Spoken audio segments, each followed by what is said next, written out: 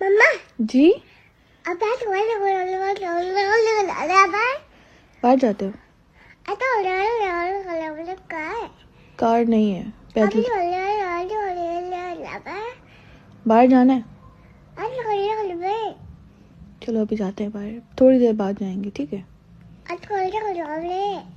मैं आपको लेके जाऊंगी। कहाँ जाते हो? कहाँ जाते हो?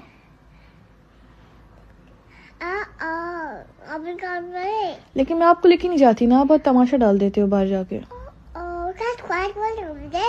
आपने तमाशा डाल के गाड़ी ली थी ना उधर।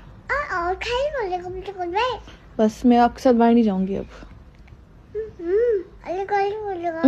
के बच्चे, अब आप सब बाबा के साथ जाओगे।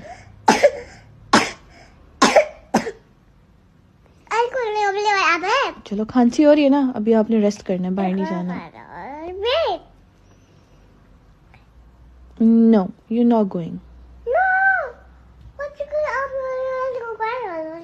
No you not going. जी हाँ क्या सी लिखा हुआ है ये? मम्मा जी